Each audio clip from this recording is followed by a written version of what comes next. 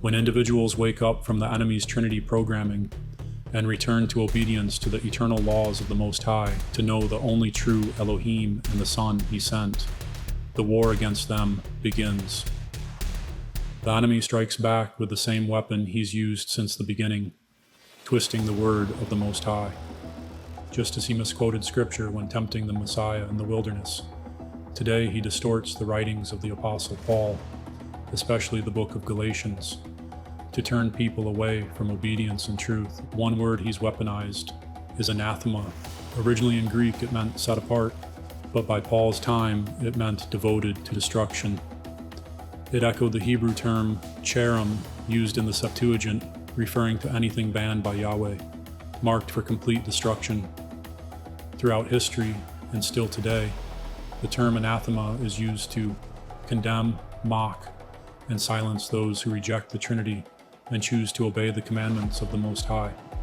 The enemy has spent centuries building a global network of deception through false religions, institutional indoctrination, and compromised pulpits. His masterpiece, the elevation of a man-made doctrine, the Trinity, to the highest test of faith, redefining the Father who sent His only begotten Son, replacing the Father and Son with man-made philosophy, instead of believing the Father's own words, and condemning dissenters as anathema.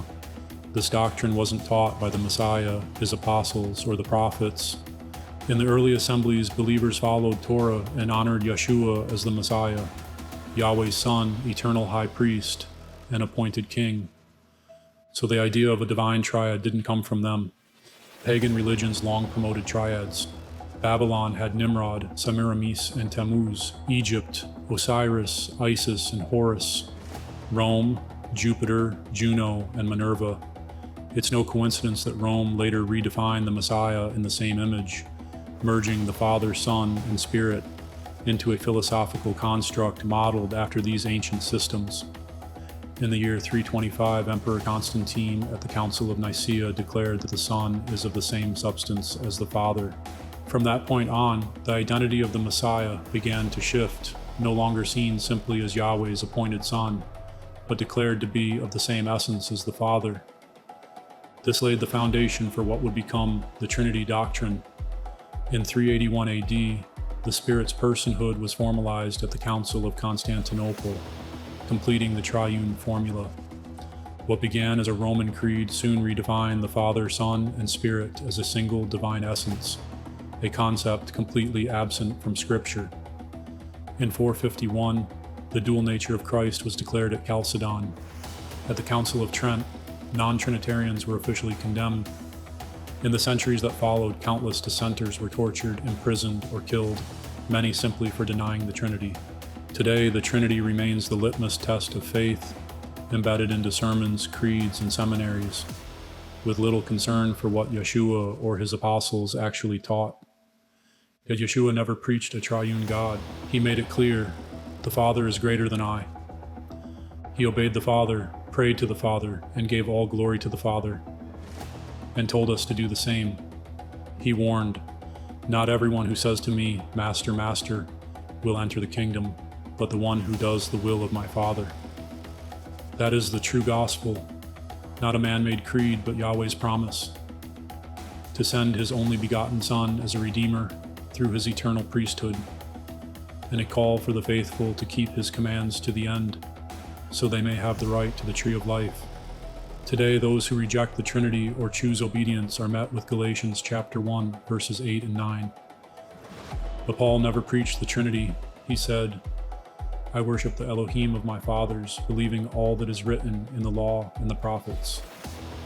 And Peter warned, some twist Paul's letters, like they do the rest of Scripture, to their own destruction. That's exactly what's happening today. The gospel many now defend is not the gospel of the kingdom. It's a man-made creed, protected by fear and enforced by tradition. And it's being weaponized not by the wicked, but by good-hearted, well-meaning Christians who have fallen asleep to the programming of the enemy. Believing the lie, they defend a different gospel and project their own error onto those who refuse to fall in line. The sobering question is this: When history repeats itself, and it will, who will become the enforcers? The useful tools of the enemy when Revelation is fulfilled? Because the prophecy is clear, in the end the dragon wages war, not against worshippers of a lawless triune system, but against those who keep the commandments of Yahweh and hold fast to the testimony of Yahshua the Messiah. So ask yourself, who is truly preaching a different gospel? Those who demand allegiance to man-made creeds, brutally enforced throughout history as the test of salvation, or those who trust the plain words of the Father, believing his promise, obeying his commands, and honoring his appointed Son? Liberty Soldier stands on the word.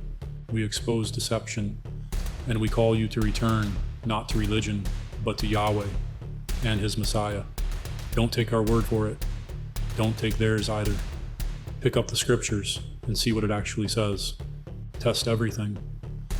Because in the end, truth isn't determined by councils, creeds, or seminaries. It's found in the word of Yahweh. Open it, read it, obey it. If this message challenged you, share it. If it confirmed what you already knew, help spread it. Like, subscribe, and help us wake others while there's still time.